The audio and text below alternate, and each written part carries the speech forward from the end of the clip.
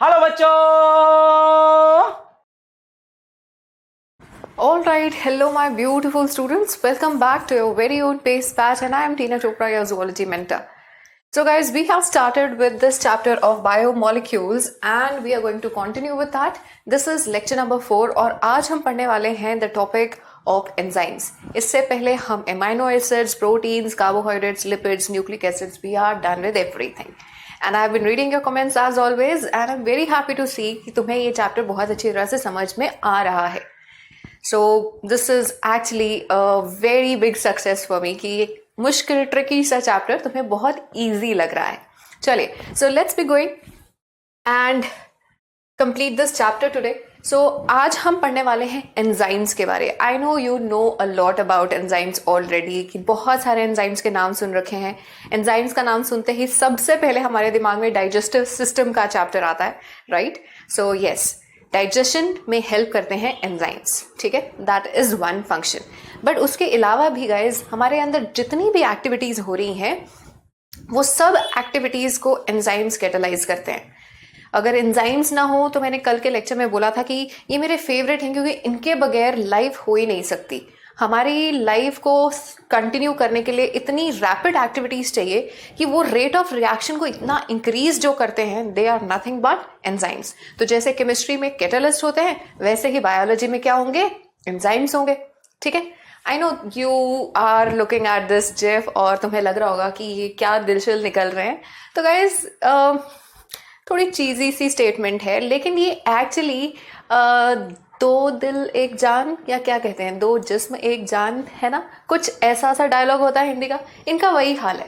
Like they are actually part of each other, सिर्फ देखने में, राइट. अदरवाइज गाइज एंजाइम्स और सबस्ट्रेट, एंजाइम्स वो चीजें हैं जो रिएक्टेंट्स की, केमिस्ट्री में जिसे आप रिएक्टेंट्स बोलते हो, बायोलॉजी में हम उसे सबस्ट्रेट्स बोल देंगे, ठीक है. तो सबस्ट्रेट्स को प्रोडक्ट्स में कन्वर्ट करने के लिए या रिएक्टेंट्स को प्रोडक्ट्स में कन्वर्ट करने के लिए ये रेट को बहुत इंक्रीज कर देते हैं. ये एक ऐसा मीडियम प्रोवाइड करते हैं, ऐसा एक रास्ता प्रोवाइड करते हैं कि काम बहुत जल्दी हो जाता है, ठीक है. आई रिमेंबर हमारे एक टीचर ने हमें एक एग्जाम्पल दी थी and that example is very well known in the literature also, ठीक है. सो उन्होंने हमें बताया था, so I will share that with you today, कि एंजाइम्स बिल्कुल एक ऐसे काम करते हैं कि जैसे अगर हमें मान लो कि एक पहाड़ क्रॉस करना है, ठीक है, एक पहाड़ है, ठीक है, and you are standing here. तो अब तुम्हें इधर पहुंचना है, राइट. तो तुम्हारे पास दो तरीके हैं. एक तरीका तो ये है कि पहले you climb up and then you climb down, right. बहुत ही टिपिकल सा तरीका कि कैसे उधर पहुंचोगे दूसरी तरफ, पहले क्लाइंब अप करोगे then you will climb down. रास्ता लंबा है, टाइम ज्यादा लगेगा. तो एंजाइम्स क्या करते हैं, एंजाइम्स आर लाइक डायनामाइट्स, ठीक है. Enzymes are like dynamites, they create a tunnel, ठीक है. They will help you to create a tunnel जिससे कि रास्ता छोटा हो जाएगा एंड तुम झट से दूसरे साइड पे पहुंच जाओगे. तो एंजाइम्स एक डिफरेंट रास्ता प्रोवाइड करते हैं, एक ऑल्टरनेट रास्ता प्रोवाइड करते हैं ताकि काम हमारा आसान हो जाए, ठीक है. चलो इसके बारे और ज्यादा देखेंगे तो हमें एक चीज जो दिमाग में हमेशा रहती है कि एंजाइम्स रिएक्शन को हमेशा क्या करेंगे, टू कैटालाइज करेंगे. They will catalyse, they will leaven. अब बेसिकली एंजाइम्स की डिस्कवरी कैसे हुई, सो इसके पीछे हाथ है लुईस पास्चर का. ये वही लुईस पास्चर है जिसको तुम डिजीजेस के साथ भी एसोसिएट करते हो, आई नो दैट, ठीक है. तो रेबीज में इनका नाम आता है, बहुत सारी इन्होंने स्टडीज की हैं. तो गाइज लुईस पास्चर, देखो लुईस पास्चर ने देखा कि जब हम वीट के अंदर या किसी भी शुगर के अंदर यीस्ट ऐड करते हैं, ठीक है, अगर हम आटे के अंदर यीस्ट ऐड करते हैं तो आटा फूल जाता है ना. We call it raising the dough.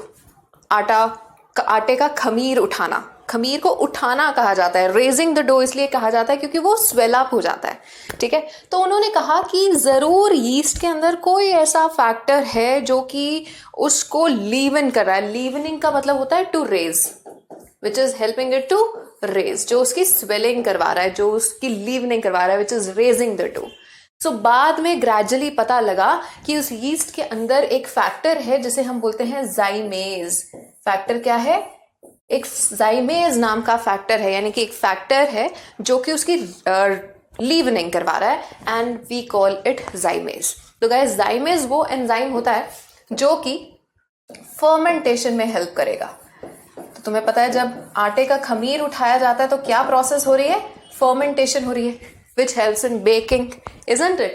So the same process is also used during brewing, alcohol production में भी same process है। तो this process is known as fermentation, और fermentation में हम क्या use करते थे? Saccharomyces cerevisiae, a yeast। तो वो yeast क्या करता है guys? वो yeast हमें ये zymes नाम का enzyme provide करवाता है। Is that clear? ठीक है, तो ये हो गया हमारी फर्मेंटेशन, और फर्मेंटेशन में ये एंजाइम यूज हो रहा है, और ये एंजाइम फर्स्ट डिस्कवर्ड एंजाइम था। किसने डिस्कवर किया है? हमारे लुइस पास्चर ने first discovered enzyme. Is that clear? धीरे धीरे फिर एडवांस होते गई स्टडीज, तो हमें अभी एंजाइम नाम नहीं पता था, एंजाइम नाम दिया है कुहने ने। दिस नामकरण was done by Kuhne, this term was coined by Kuhne. ठीक है, और एडवांसमेंट हुई, term coined by Kuhne. Clear? और एडवांस हुई स्टडी, तो समनर आ गए। समनर नाम के साइंटिस्ट ने हमें बताया कि जो एंजाइम्स हैं ये प्रोटीनेशियस होते हैं, they are proteins, basically they are proteinaceous. Clear? ये प्रोटीन्स होते हैं बेसिकली, एंड हम ऑलरेडी प्रोटीन्स में पढ़ चुके हैं कि एंजाइम्स का प्रोटीन नेचर है, और ये भी पढ़ चुके हैं कि प्रोटीन्स का कौन सा स्ट्रक्चर होना चाहिए बायोलॉजिकल एक्टिविटी के लिए। Let me know in the comment section, कौन सा स्ट्रक्चर होना चाहिए biological activity? Same structure is found in case of enzymes. ठीक है, क्योंकि ये भी बायोलॉजिकल एक्टिविटी कर रहे हैं। क्या बायोलॉजिकल एक्टिविटी करते हैं? They increase the rate of reaction. हमने रेस्पिरेशन पढ़ा था guys. Do you remember that reaction which is occurring in RBC during the carbon dioxide transport? CO2 plus water changing into carbonic acid and then further dissociating to form H positive and bicarbonate ions. Do you remember that? पढ़ा है? नहीं पढ़ा है तो do attend that lecture, because वो बहुत important topic है। ठीक है, ट्रांसपोर्ट ऑफ गैसेस। एनीवेज, तो उस रिएक्शन में हमने ये देखा था कि वो सेम रिएक्शन प्लाज्मा में भी हो रहा है, same reaction is occurring in the RBC also, but RBC के अंदर यही रेट ऑफ रिएक्शन, इसी रिएक्शन का रेट बहुत ज्यादा है। वाई? बिकॉज हमारे आरबीसी के अंदर एक स्पेशल एंजाइम प्रेजेंट है known as carbonic anhydrase, and we said that it is the fastest enzyme of the living world. उससे ज्यादा तेज एंजाइम फिलहाल तो डिस्कवर नहीं हुआ, कोई होता होगा तो हमें फिलहाल पता नहीं। Is that clear? तो वो इतना फास्ट है कि एक मिनट के अंदर गाइज, एक मिनट के अंदर 36 मिलियन मॉलिक्यूल्स बनते हैं। 36 million molecules in 1 minute. Is that clear? ठीक है, और अगर यही रिएक्शन एंजाइम की एब्सेंस में होता है तो एक घंटे में जाके सिर्फ 200 मॉलिक्यूल्स बनेंगे। तो can you see the difference? ये है सिग्निफिकेंस, ये है इंपॉर्टेंस ऑफ एंजाइम्स। और इसके साथ हमें यह भी पता लगता है कि एंजाइम्स का नेचर बहुत ही स्पेसिफिक होता है। ये कार्बोनिक एनहाइड्रेज सिर्फ इसी रिएक्शन को forward as well as backward reaction में कैटालाइज करेगा। और अगर हम डाइजेस्टिव एंजाइम्स पे चलें, आई नो तुमने चैप्टर नहीं पढ़ा, तुम लिखने वाले हो कमेंट सेक्शन में, आई नो दैट, लेकिन तुमने कभी ना कभी एंजाइम्स पढ़े हैं, डाइजेशन पढ़ा है, सो यू नो कि enzymes are always specific, right? तो पेप्सिन जो है वो हमेशा सिर्फ प्रोटीन्स पे एक्ट करेगा, सिलिवरी अमाइलेज सिर्फ स्टार्च पे एक्ट करेगा, लाइपेज सिर्फ लिपिड्स फैट्स पे एक्ट करेगा। You know this all, right? So एक नेचर हमें ये पता लगता है एंजाइम्स का कि they are very very specific. तभी मैंने वो चीजी सी स्टेटमेंट मारी थी कि they are like one for each other, right? तो देखो ये एक दूसरे के लिए बने हुए हैं, ठीक है? क्यों ये स्पेसिफिक होते हैं? क्योंकि एक थ्योरी ये कहती है कि इनका लॉक एंड की जैसा हाल होता है, कि जैसे पर्टिकुलर ताले के लिए एक पर्टिकुलर चाबी है और वही चाबी उस ताले को खोल सकती है, ऐसे ही सबस्ट्रेट और एंजाइम आपस में स्पेसिफिक होंगे। और क्यों वो एक ही चाबी से एक ताला खुलता है? क्योंकि अंदर उनकी शेप मैच करती है, राइट? तो उनकी स्ट्रक्चरल सिमिलैरिटी होती है। तो can you see here also, ये सबस्ट्रेट इस एंजाइम के साथ स्ट्रक्चरल सिमिलैरिटी शो कर रहा है, तभी वो उसके अंदर फिट इन होता है। फिट इन होगा तो ही रिएक्शन होगा। Is that clear? ठीक है। सो गाइज, कुछ हमें अब तक एंजाइम के पर्सनालिटी ट्रेट्स पता लग चुके हैं, ठीक है। First trait is that they will speed up the reaction. Clear? कैसे करेंगे? यहाँ पे एक एक्टिवेशन एनर्जी नाम की चीज लिखी हुई है, that I will be discussing in a while. उसके बाद they are highly specific, right. और दूसरी बात, जैसे कैटलिस्ट जो है वो कभी भी रिएक्शन में खुद पार्टिसिपेट नहीं करता, ऐसे ही एंजाइम्स भी खुद पार्टिसिपेट नहीं करते। तुम बचपन में क्वेश्चंस करते थे ना कि 5 gram of catalyst is added in the reaction and how much catalyst will be available at the end of the reaction, और आंसर 5 ग्राम होता था। और क्यों? क्योंकि खुद कैटलिस्ट पार्टिसिपेट नहीं करता। Same story goes in for the enzyme also. Enzyme खुद पार्टिसिपेट नहीं करेगा, ठीक है। उसने सिर्फ रिएक्शन की रेट को इंक्रीज करना है, सो इसलिए वो खुद बहुत ही स्मॉल अमाउंट में चाहिए, स्मॉल अमाउंट इज रिक्वायर्ड, ठीक है। And they are very sensitive to the change in pH, temperature and substrate concentration. ये पर्टिकुलर टेम्परेचर पे, पीएच पे ही एक्ट करते हैं। कभी तुमने सोचा है कि पेप्सिन जो है वो सिर्फ पेट में ही एक्टिव क्यों होता है? ठीक है, अगर तुम्हें थोड़ा बहुत याद हो 10th स्टैंडर्ड का, तो पेप्सिन आपके स्टमक का एंजाइम है जो प्रोटीन्स पैक करता है। ये सिर्फ स्टमक के अंदर ही क्यों एक्टिव है? क्योंकि स्टमक के अंदर हाईली एसिडिक मीडियम है और पेप्सिन को काम करने के लिए वही मीडियम चाहिए, ठीक है। अब जैसे सलाइवा के अंदर सिलिवरी एमाइलेज है, स्टार्च पे एक्ट कर रहा है, लेकिन वो फूड के अंदर मिक्स होके, यानी आपके सलाइवा जब फूड के अंदर मिक्स होता है, सिलिवरी एमाइलेज मिक्स होता है, तो स्टार्च की डाइजेशन हो रही है, राइट। वो फूड जब आपके स्टमक में जाता है तो स्टार्च की डाइजेशन रुक क्यों जाती है? क्योंकि सलाइवा तो खुद आपके पेट में जा रहा है, इजंट इट? क्यों रुक गई? क्योंकि पेट में कैसा नेचर है? Highly acidic medium. लेकिन सिलिवरी एमाइलेज किस पे एक्ट करता है? Slightly acidic medium. आपकी बक्कल कैविटी के अंदर, आपके सलाइवा के अंदर कैसा मीडियम है? Slightly acidic medium.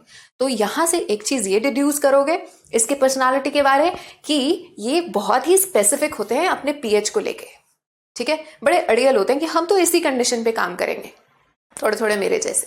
Anyways, so they work on their own terms and conditions, ठीक है। जैसे पीएच, इनकी अपनी टर्म्स है कि हर एक एंजाइम जो है अपनी टर्म्स एंड कंडीशन पे काम करेगा कि मुझे ऐसी ही पीएच चाहिए, यही टेम्परेचर चाहिए, ऐसा ही सबस्ट्रेट कॉन्सेंट्रेशन चाहिए, तभी मैं काम करूंगा। मेरे आसपास कोई और आ गया इनहिबिटर नाम की चीज, तो मैं काम नहीं करूंगा। Are you getting it? They very specific. Clear? अब टेम्परेचर की बात कर लेते हैं, डिटेल्स में और भी बात करेंगे, अभी हम सिर्फ इनके बारे में थोड़ा जान रहे हैं, ठीक है। I am giving you a gist of what we are going to study today. So temperature की बात ऐसी है कि हमारे बॉडी के जितने भी एंजाइम्स हैं गाइस, वो सिर्फ काम करते हैं हमारे नॉर्मल बॉडी टेम्परेचर पे। तुमने कभी स्टेटमेंट सुनी होगी कि fever is a necessary evil, right? तो पढ़ोगे तुम नेक्स्ट क्लास में हेल्थ एंड डिजीजेस के चैप्टर में कि फीवर कैसे नेसेसरी भी है और इविल भी है। ट्रांसपिरेशन के लिए भी कहते हो ना तुम, it is a necessary evil, जरूरी भी है, लेकिन अगर ज्यादा हो जाए तो गड़बड़ भी करता है। The same story is for your fever as well, ठीक है।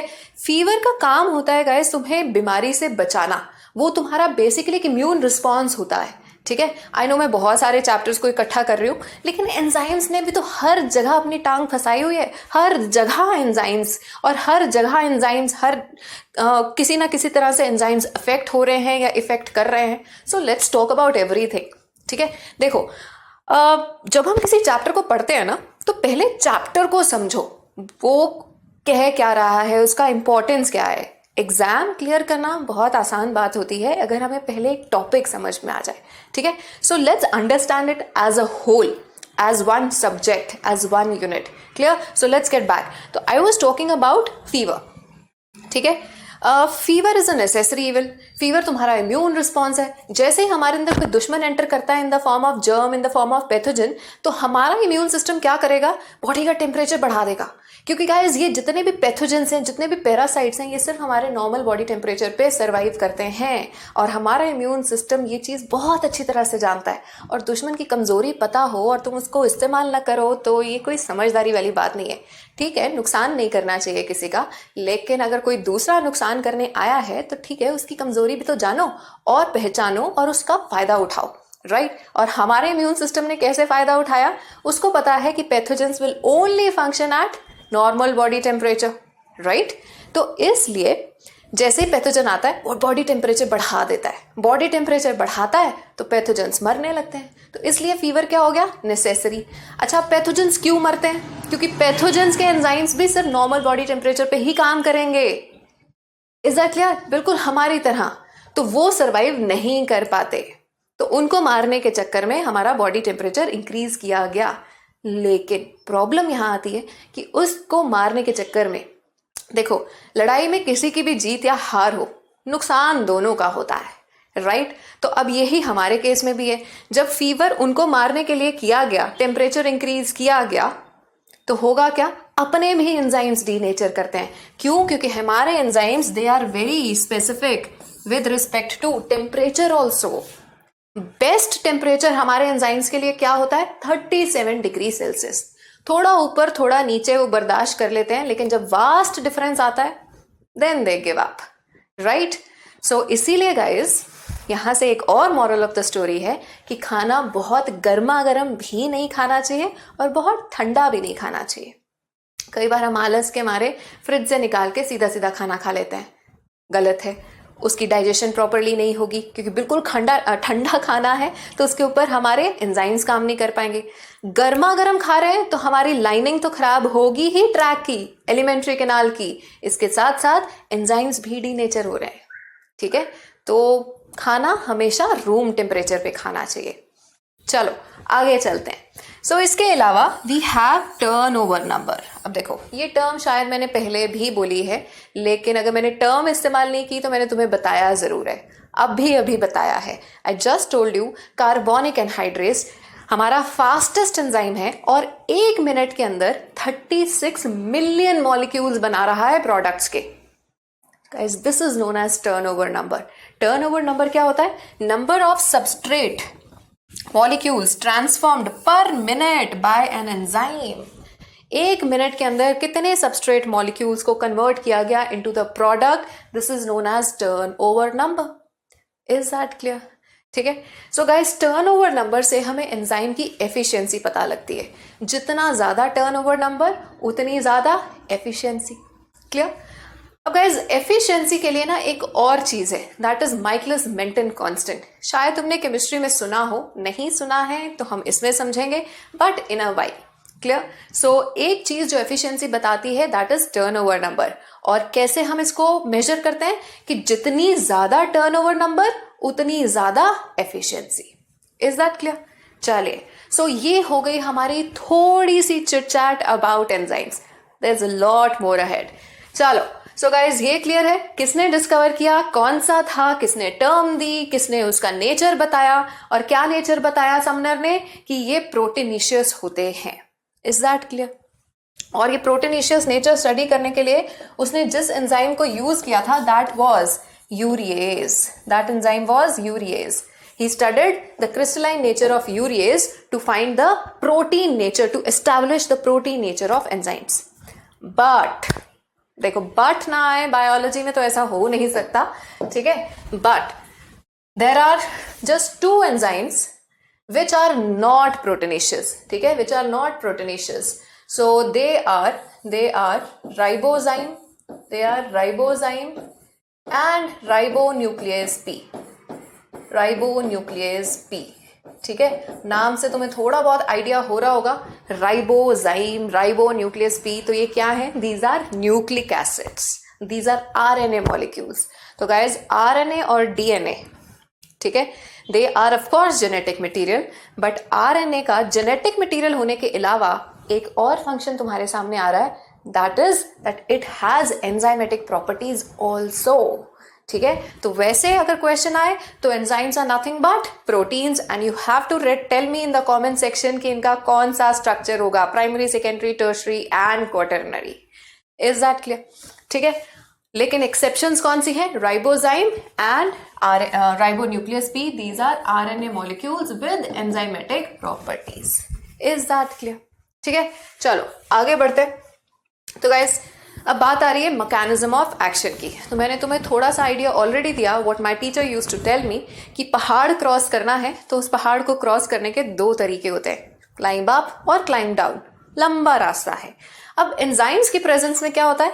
Enzymes are like dynamites. तो ये एक ऑल्टरनेट रास्ता देते हैं जिससे काम आसानी से जल्दी हो जाएगा।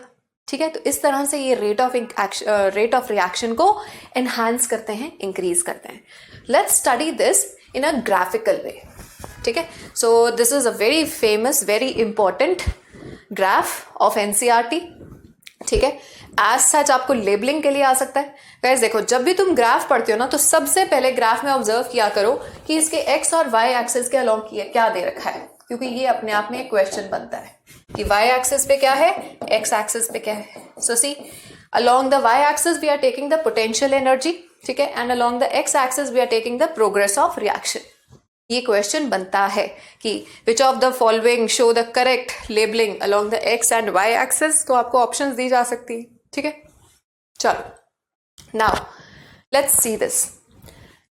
यहां पे सबस्ट्रेट्स हैं, ठीक है, दिस इज प्रोडक्ट्स। सो ये क्या हुआ, this is the energy possessed, this is potential energy, this is the energy possessed by substrates, reactants, and this is the energy possessed by products.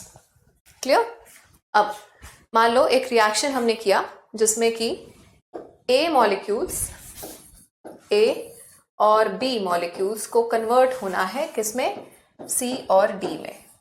ठीक है, ये हमारे प्रोडक्ट्स हैं, ये हमारे ए और बी हमारे सबस्ट्रेट्स हैं। ठीक है, सबस्ट्रेट और रिएक्टेंट्स। क्लियर? अब सबस्ट्रेट को प्रोडक्ट में कन्वर्ट होने के लिए पहले पुराने बॉन्ड्स तोड़ने पड़ेंगे और नए बॉन्ड्स बनेंगे। कुछ कुछ ऐसा ही होता है ना? तुम्हें केमिस्ट्री मुझसे तो ज़्यादा ही आती होगी ना। सी, तो पुराने बॉन्ड्स टूटेंगे और नए बॉन्ड्स बनेंगे, तभी सबस्ट्रेट किसमें ट्रांसफॉर्म होगा, इनटू द प्रोडक्ट्स। क्लियर? अब पुराने बॉन्ड्स को तोड़ने के लिए कुछ एनर्जी तो देनी पड़ेगी। ठीक है, तो जो एनर्जी तुम उसको देते हो to change the reactants into the products, that energy is known as activation energy. That energy is known as activation energy. E-act. That is known as activation energy. इसको तुम activation energy, ठीक है, या free energy books में लिखा होता है। Thermodynamics में तुम ये सारी टर्म्स देखते हो, right? Now see, activation energy क्या थी, कितनी एनर्जी तुमने सबस्ट्रेट मॉलिक्यूल को दी ताकि वो उसके बाद ट्रांसफॉर्म हो सके इनटू द प्रोडक्ट्स। अब देखो, जब रिएक्टेंट प्रोडक्ट्स में ट्रांसफॉर्म होता है तो एकदम से चेंज नहीं होता, उसमें बॉन्ड्स टूट रहे हैं। ठीक है, इंटरमीडिएट्स बनेंगे and finally it will transform into the products. ठीक है, तो गाइस बीच में ना एक इंटरमीडिएट, एक ट्रांजिशन स्टेट बनती है। ट्रांजिशन का मतलब जिसके बाद की चेंज आएगा। ठीक है, एक टेम्परेरी सी स्टेज बनती है which is known as transition state. This is temporary. Clear? Temporary या transient कह लो। Unstable state होती है, ठीक है, जिसमें कि पुराने बॉन्ड्स टूट रहे हैं और नए बॉन्ड्स बनने शुरू हो गए हैं और उसके बाद it starts changing into the product.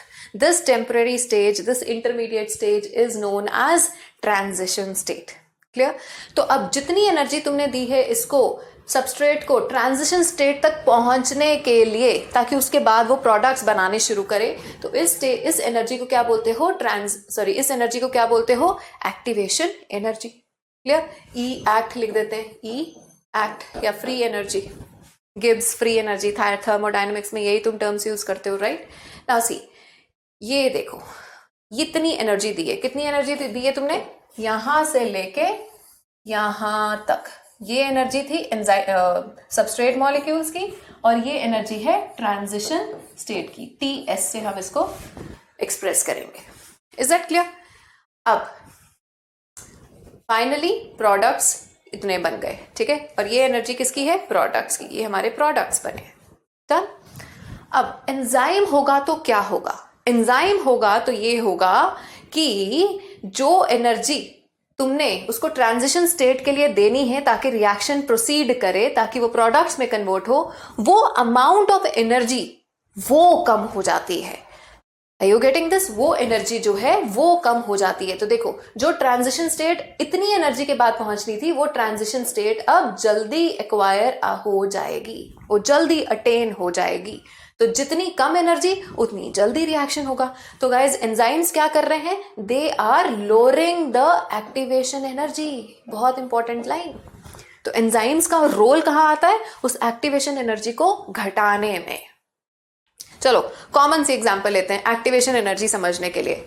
देखो तुमने फायर ट्रायंगल बचपन में पढ़ा होगा कि फायर होने के लिए क्या क्या चाहिए। फायर के लिए चाहिए तुम्हें नंबर 1 फ्यूल, तुम्हें चाहिए ऑक्सीजन, और तुम्हें क्या चाहिए, तुम्हें चाहिए एक ignition temperature. Right now see, fire का ट्रायंगल बनता है।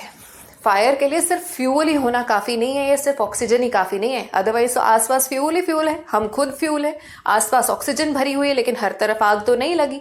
आग लगाने के लिए, आग जलाने के लिए, लगानी नहीं है जलानी है, ठीक है, आग जलाने के लिए हमें उसके पहले उसके पास एक सोर्स ऑफ एनर्जी लाना पड़ेगा। राइट एक दूसरा सोर्स ऑफ फायर लाना पड़ेगा। राइट आग से आग जलती है। राइट तो वो जो दूसरा सोर्स ऑफ आग, फायर तुम लेके आ रहे हो, what is that fire providing it is providing a ignition temperature, it is providing activation energy to the fuel and oxygen for the fire to happen. So guys, ये जो activation energy है, this is a very very important factor for the reactions to occur. Are you getting this?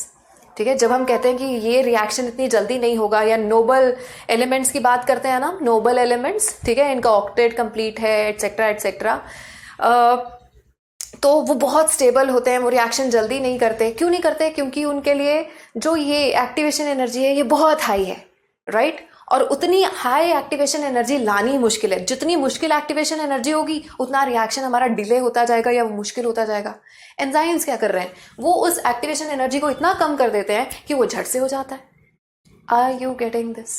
समझ में आ रहा है? ठीक है, सो हमारे एंजाइम्स का रोल ये है। समझ में आया? ठीक है, तो आज ओवरऑल जो हमारा लेक्चर है ना, उसकी जो मोटी मोटी बात है वो ये है कि हमारे एंजाइम्स ने क्या करना है, उन्होंने हमारी एक्टिवेशन एनर्जी को लोअर कर देना है। तो यानी कि डायनामाइट दे देना है, और जो हमें पहाड़ चढ़ना था वो हमें पहाड़ नहीं चढ़ना पड़ेगा। They will create a tunnel, they will give us a shorter way. Shorter वे क्या है कि अब वो ट्रांजिशन स्टेट जल्दी आ जाएगी। ठीक है, और रिएक्शन हमारा हो जाएगा। क्लियर? अब देखो यहाँ पे जरा हम ग्राफ को ऑब्जर्व करेंगे। देखो एक्टिवेशन एनर्जी चाहे ज्यादा हो या कम हो, यानी कि विदाउट एंजाइम हो या with the presence of enzyme, दोनों ही सिचुएशंस में गाइस जो एनर्जी ऑफ द सबस्ट्रेट है और एनर्जी ऑफ द प्रोडक्ट है, that remains the same. That remains the same. इसका मतलब enzyme is not going to alter the initial energy of substrate and the final energy of product. इस पे कोई change नहीं आएगा। ये बहुत इंपॉर्टेंट लाइन है। एज सच आएगी, which of the following statements are true और अनट्रू, करेक्ट और incorrect about enzymes. Is that clear? So चलो इंपॉर्टेंट लाइन्स लिख लेते हैं कुछ। तो देखो एक्टिवेशन एनर्जी क्या है, सबसे पहले इसको कैसे डिफाइन करेंगे? Energy difference between transition state and substrate कह सकते हैं। Can we say that? यहां पे हमारा ट्रांजिशन स्टेट है, यहां पे एनर्जी ऑफ सबस्ट्रेट है, तो दोनों के बीच में जो गैप है, this is energy known as activation energy. So we can say this. ठीक है, या फिर हम कह सकते हैं और it is the energy required by substrate to change into the transition state, ऐसे कह लो। is that clear? change into the transition state. So this is, I mean, in either way you can define it. clear?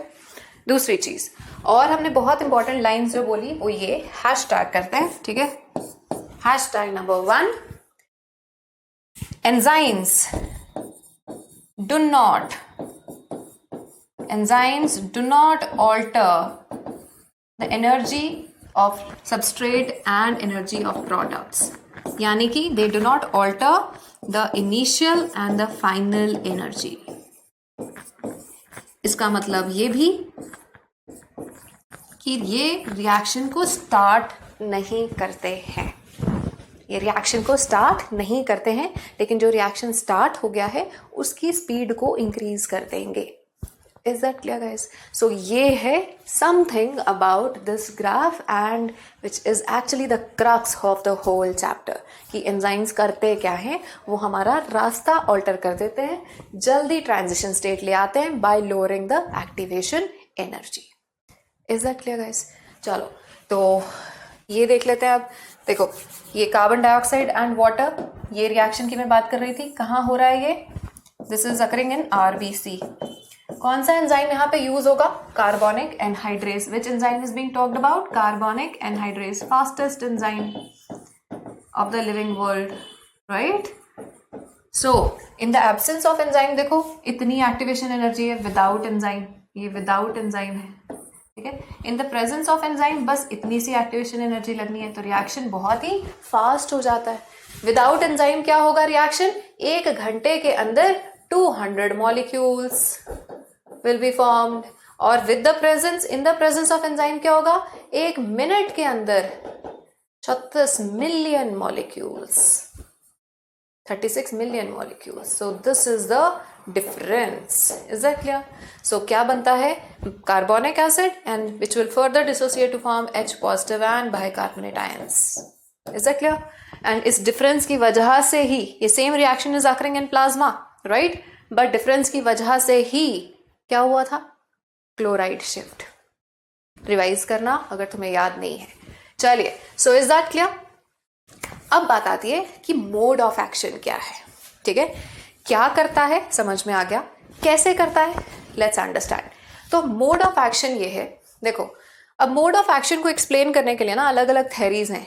एक जो पहले theory आई थी that was lock and key hypothesis, ठीक है? जो मैंने तुम्हें अभी बताया कि जैसे पर्टिकुलर ताला पर्टिकुलर चाबी से ही खुलता है, और क्यों खुलता है? क्योंकि दोनों की शेप आपस में मैच होती है। तो लॉक एंड की हाइपोथेसिस ने हमें ये बताया कि एक पर्टिकुलर सबस्ट्रेट और पर्टिकुलर यानी सबस्ट्रेट और एंजाइम की आपस में स्पेसिफिसिटी क्यों होती है? क्योंकि आपस में शेप मैच करती है, ठीक है?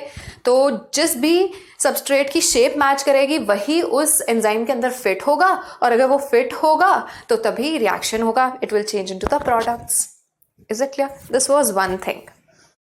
तो इसी हाइपोथेसिस से हमें इन दोनों के सबस्ट्रेट और एंजाइम की स्पेसिफिक नेचर का आइडिया होता है।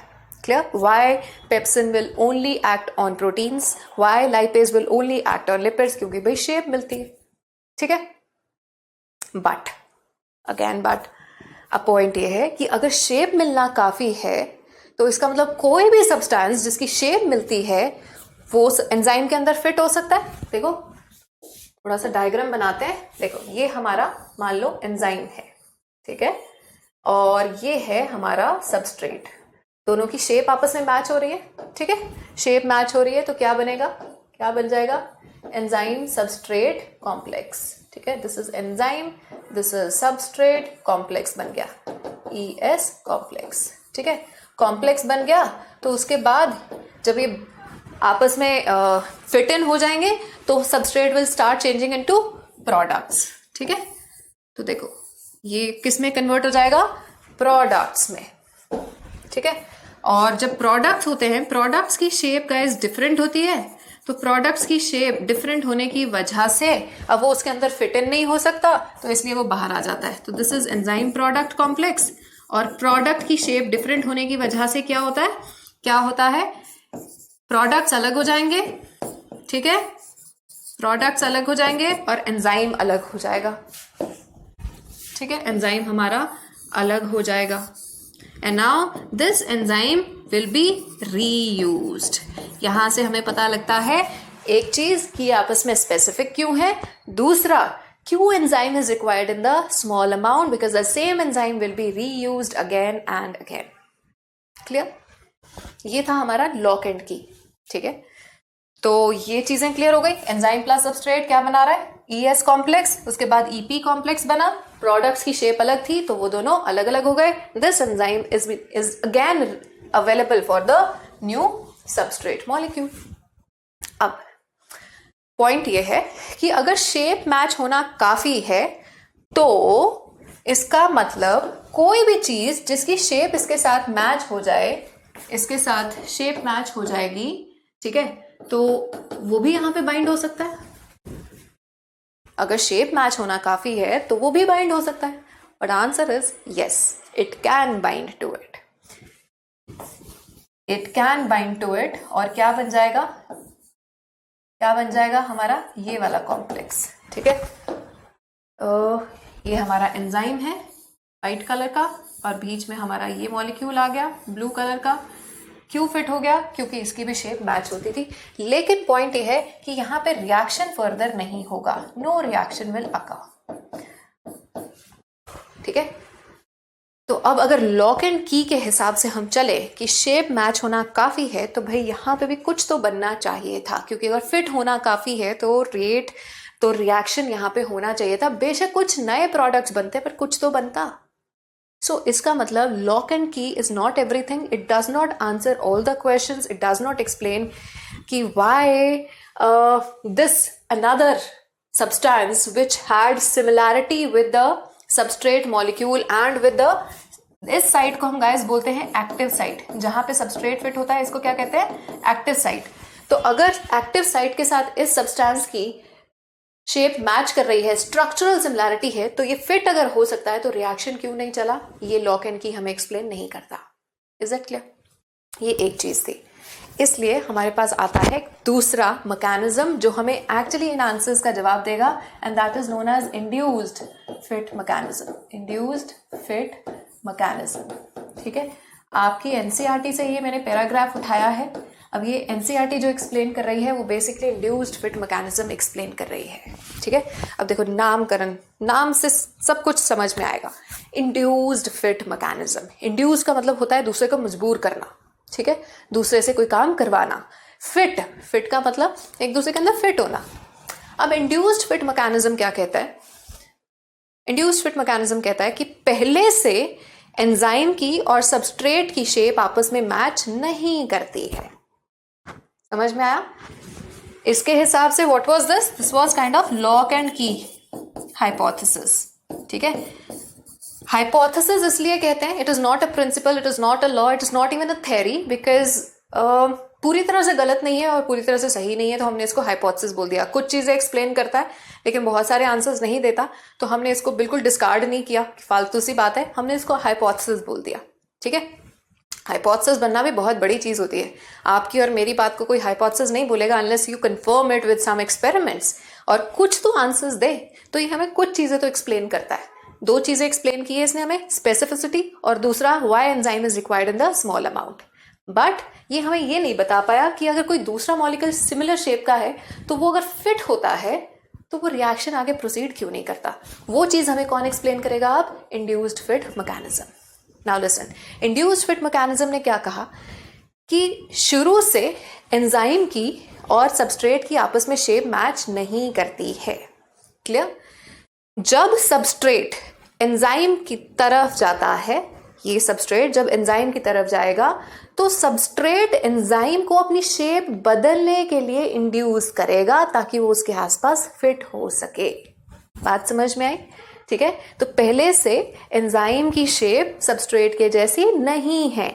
जब ये सबस्ट्रेट इसकी तरफ जाएगा, ठीक है, तब ये एंजाइम को इंड्यूस करेगा, मजबूर करेगा, स्टिमुलेट करेगा कि ये अपनी शेप को चेंज करे ताकि इसके आसपास फिट हो सके। This is known as induced fit mechanism. Is that clear? ठीक है। और अब ये जो हमारा एंजाइम है, इस एंजाइम के अंदर गाइस दो चीजें होती हैं। एक वो ग्रुप है जो इस सबस्ट्रेट के साथ फिट होगा, और दूसरा वो ग्रुप है इसके अंदर जो इस सबस्ट्रेट को कैटालाइज करेगा to change into the products. समझ में आया? ठीक है। तो हमारा जो सबस्ट्रेट है, जो हमारा एंजाइम है, इसके अंदर दो चीजें हैं। एक वो ग्रुप है जो सबस्ट्रेट के साथ फिट होगा, क्लियर, और दूसरा वो ग्रुप है, ये मान लो कि मेरा थंब, ये दूसरा ऐसा ग्रुप है जो इस सबस्ट्रेट को कैटालाइज करेगा to change into the product. Clear हो गया? अब सबस्ट्रेट जो है वो उसके साथ फिट भी हो जाएगा, उसकी शेप भी चेंज कर देगा, it will induce it to fit around each other.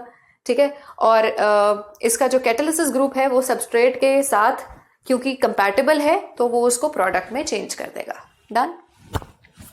इसकी क्या प्रॉब्लम हुई, ये फिट तो हो गया था लेकिन रिएक्शन क्यों नहीं हुआ था? क्योंकि गाइस अब इस एंजाइम में ये सबस्ट्रेट जैसा दिखने वाला ये जो ब्लू कलर का सब्सटेंस आया, ठीक है, जिसने रिएक्शन को रोक दिया, इसको गाइस हम बोलेंगे इनहिबिटर। जिसने रिएक्शन रोक दिया वो क्या है? आई फॉर इनहिबिटर, ठीक है। जो भी रिएक्शन को रोकेगा वो इनहिबिटर कहलाएगा, सिंपल, ठीक है। तो अब जब ये इनहिबिटर आया, इनहिबिटर भी यही है क्योंकि इसकी भी शेप सबस्ट्रेट जैसी है। जब इनहिबिटर आया तो इनहिबिटर ने भी उसको इंड्यूस कर दिया शेप चेंज करने के लिए। क्यों? क्योंकि वो फिट होने के लिए तो सेम ग्रुप्स के साथ कंपैटिबिलिटी शो किया उसने, लेकिन ये जो कैटालिसिस करने वाला ग्रुप था ये इस इनहिबिटर के साथ कंपैटिबल नहीं था। तो वो फिट तो हो जाता है लेकिन रिएक्शन को प्रोसीड नहीं करता। कुछ समझ में आ रहा है? ठीक है, कुछ समझ में आ रहा है। ये देखो, let's read once and I will explain. तो substrate first binds to the active site of enzyme fitting into the active site, ठीक है। जब दोनों फिट हो जाते हैं तो क्या बन गया? E प्लस एस क्या बन गया है? ES कॉम्प्लेक्स, ठीक है। The binding of substrate induces the enzyme to alter its shape fitting more tightly around the substrate. Induce करता है, कौन इंड्यूस करेगा? सबस्ट्रेट इंड्यूस करेगा।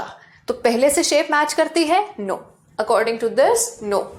The active site of enzyme now in close proximity of the substrate breaks the chemical bonds of the substrate and new enzyme product complex is formed. इसके बाद क्या होगा? enzyme product complex बनेगा, ठीक है। enzyme product complex बन गया तो enzyme releases the products and the free enzyme is ready to bind to the another molecule and it runs through the catalytic cycle once again, ठीक है। तो क्या हो जाएगा? E और P अलग हो जाएंगे, सेपरेट हो जाएंगे and E will be reused again. Clear? तो यहाँ पे क्या होता है? I will draw it here. देखो, मान लो कि ये हमारा एंजाइम है, ठीक है, और ये गाइस हमारा सबस्ट्रेट है। मान लो ये सबस्ट्रेट है, या चलो थोड़ी इजी शेप बनाते हैं। ये हमारा सबस्ट्रेट है, ठीक है। तो अब इस थ्योरी के हिसाब से क्या होगा कि जब ये सबस्ट्रेट पास आता है तब एंजाइम अपनी शेप चेंज करेगा। ये एंजाइम उसके साथ फिट होने के लिए शेप चेंज करेगा। और साथ ही साथ इस एंजाइम के पास दो ग्रुप्स होते हैं। एक तो फिट इन होने के लिए, वो फिट तो हो गया, लेकिन यहाँ पे कैटालिटिक ग्रुप भी है। तो वो कैटालिटिक ग्रुप इस प्रोडक्ट को कैटालाइज करता है and it changes into product. Clear? लेकिन अब अगर इसी जगह पे हमारा इनहिबिटर आया तो इनहिबिटर के साथ क्या होता है? देखो, इनहिबिटर के साथ क्या होगा? इनहिबिटर के साथ क्या होगा कि फिट तो हो जाता है, इनकी बाइंडिंग फिटिंग ग्रुप तो कर देती है, लेकिन जो कैटालिटिक ग्रुप था ये इसके साथ मैच ना होने की वजह से रिएक्शन रुक जाता है। Is that clear? अब ये किसने एक्सप्लेन किया हमें? इंड्यूस्ड फिट ने। It is not given in NCERT but I have told you, ठीक है। थोड़ा सा एक्स्ट्रा समझने में कोई बुराई नहीं है, ठीक है, कि क्या फ़र्क है इस लॉक एंड की में और इंड्यूस्ड फिट में, क्या ज़रूरत पड़ी थी, क्यों लॉक एंड की को हाइपोथेसिस रहने दिया और ये बन गई थी हमारी थ्योरी, क्योंकि इसने हमें बेटर चीज़ें एक्सप्लेन की थी। Is that clear? चलो, सो ये गाइज हो गया कि काम होता कैसे है। अब जैसे कि हमने स्टार्टिंग में बात की थी कि एंजाइम्स बहुत ही ज़िद्दी से होते हैं, बड़े स्पेसिफिक होते हैं, ठीक है। They are very sure about their terms and conditions जिन पे इन्होंने काम करना है, राइट? तो कौन से फैक्टर्स हैं जो इनको इफेक्ट करेंगे? नाउ सी, सबसे पहला फैक्टर टेम्परेचर। अभी हमने बात की थी कि हमारे जो एंजाइम्स हैं, हमारी बॉडी के जो एंजाइम्स हैं, they work best at 37 degree Celsius, the normal body temperature. Fine, temperature कम होगा, ज़्यादा होगा तो एक्टिविटी थोड़ी सी डिस्टर्ब होगी। Now this graph tells us कि उनकी एक्टिविटी कैसे इफेक्ट होती है। वंस अगेन, जब भी ग्राफ देखेंगे हम पहले क्या देखेंगे? हम देखेंगे कि उसके एक्स और वाई एक्सिस पे क्या दे रखा है। तो गाइस, हमारे इस ग्राफ में एक्स एक्सिस पे दे रखा है टेम्परेचर, ठीक है, और वाई एक्सिस पे दे रखा है enzyme activity, enzyme action. This is the Y axis, ठीक है। Now see, so this is Y axis, this is X axis. Done? Now अब देखो, ठीक है, this is the X axis and this is the y-axis. Clear? Now in this graph we see कि हमारा graph की shape कैसी आ रही है? Bell shape graph. कैसा आ रहा है? Bell shape graph, right? Dumbbell shape या बेल शेप ग्राफ आ रहा है। इसका मतलब ये देखो, इसकी तरफ हमने टेम्परेचर लिया तो गाइज यहाँ पे इसकी मैक्सिमम एक्टिविटी है, ठीक है। अब कॉरेस्पॉन्डिंग टेम्परेचर देखो, जिस टेम्परेचर पे इसकी मैक्सिमम एक्टिविटी होती है, ये मैक्सिमम एंजाइमेटिक एक्टिविटी, ठीक है, जिस टेम्परेचर पे मैक्सिमम इसकी एक्टिविटी होगी, ठीक है, एंजाइम एक्टिविटी होगी, उस टेम्परेचर को हम बोलते हैं टी ऑप्टिमम। क्या बोलेंगे? T optimum. Optimum means maximum, ठीक है, तुम्हारी optimum performance, that's what you have to work for in NEET, right? तो तुम इसका ऑप्टिमम टेम्परेचर क्या है? जिस टेम्परेचर पे मैक्सिमम एक्टिविटी शो करेगा वो ऑप्टिमम है। हमारा ऑप्टिमम टेम्परेचर क्या है? 37 डिग्री सेल्सियस। ओवरऑल अगर हम एंजाइम्स की बात करें तो गाइस 30 से 40 डिग्री सेल्सियस के बीच में ऑप्टिमम टेम्परेचर लाया करता है, ठीक है। अब जो कुछ बैक्टीरिया बहुत ही हॉट वाटर स्प्रिंग्स में मिलते हैं, बहुत गर्म पानी में सरवाइव करते हैं, वो कुछ ऐसे बैक्टीरिया हैं जिन्होंने स्पेशल एंजाइम्स इवॉल्व किए हैं जो हाई टेम्परेचर को विदस्टैंड करते हैं, ठीक है। गर्म पानी में सरवाइव करने के लिए, हाई टेम्परेचर पे सरवाइव करने के लिए उनके एंजाइम्स भी ऐसे ही इवॉल्व हुए हैं कि they can survive very high temperatures. Clear? इसी तरह से जो बैक्टीरिया वगैरह बहुत लो टेम्परेचर्स पे, अंटार्कटिका वगैरह वाले टेम्परेचर पे सरवाइव करते हैं, उन्होंने दूसरी तरह से इवॉल्व किया है। Clear? But normally optimum temperature कहाँ तक एग्जिस्ट करता है? ऑप्टिमम टेम्परेचर, टी ऑप्टिमम क्या होता है? T optimum is the temperature at which enzyme shows maximum activity, और ये जनरली लाया करता है बिटवीन 30 से 40 degree Celsius. Is that clear? अब यहां देखो, तो ऑप्टिमम टेम्परेचर से जब हम नीचे की तरफ आते हैं, देखो ऑप्टिमम टेम्परेचर से जब टेम्परेचर घटाया तो भी एक्टिविटी कम हो रही है, ठीक है, जब इससे बढ़ाया तो भी एक्टिविटी कम हो रही है। Clear guys? अब इसको क्या बोलते हैं?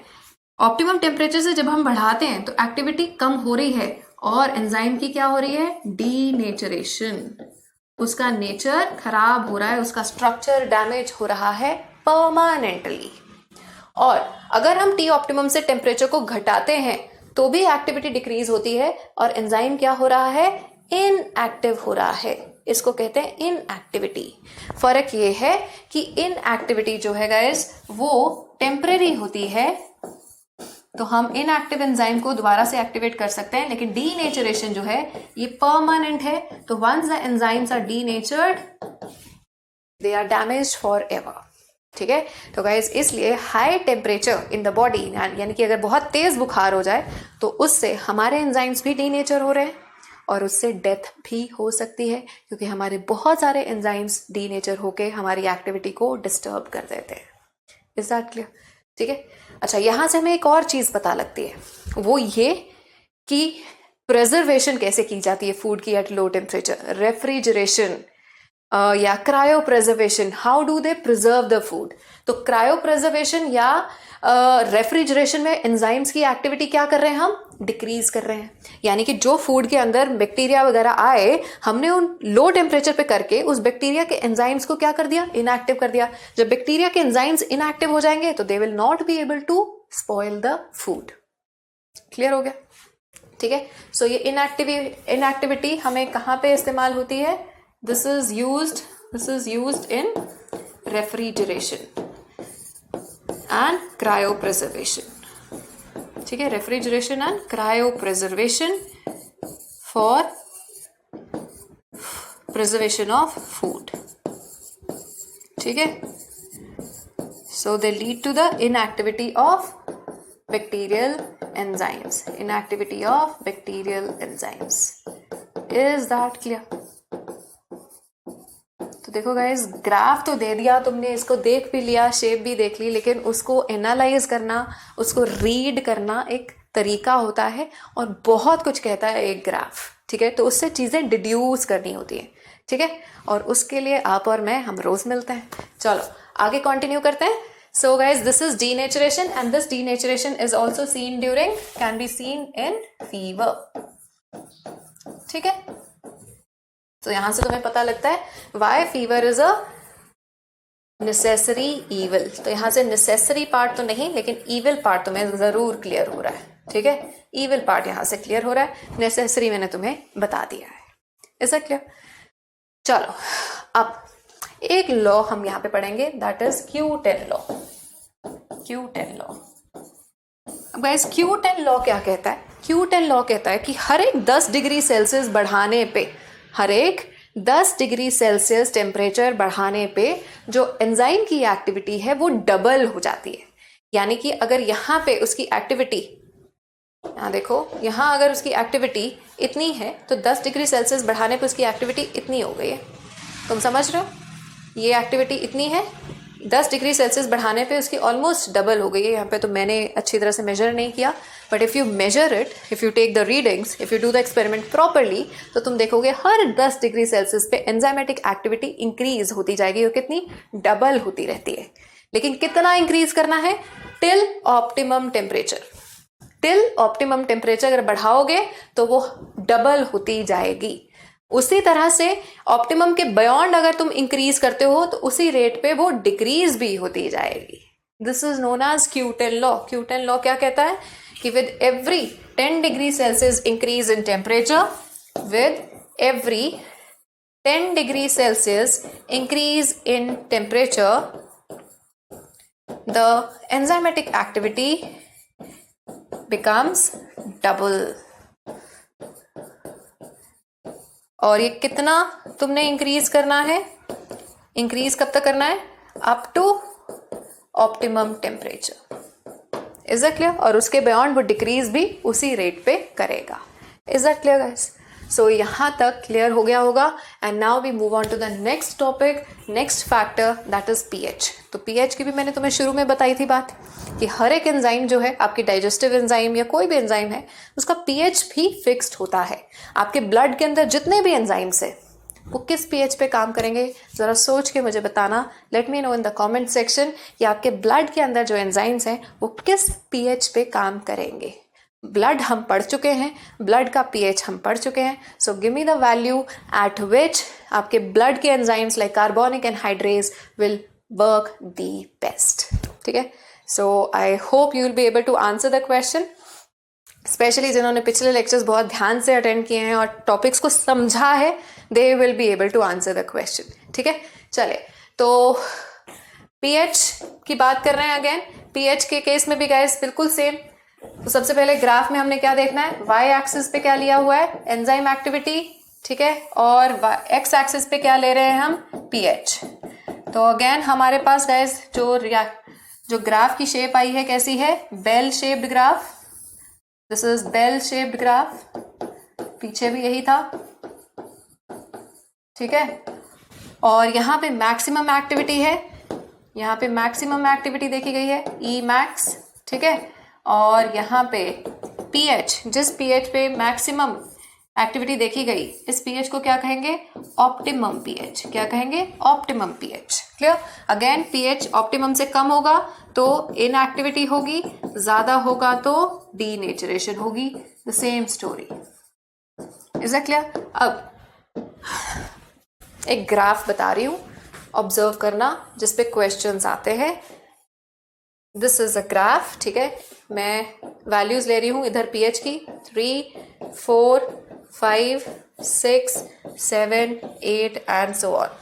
नाउ सी, यहाँ पे एंजाइम एक्टिविटी है, ठीक है। Okay, now see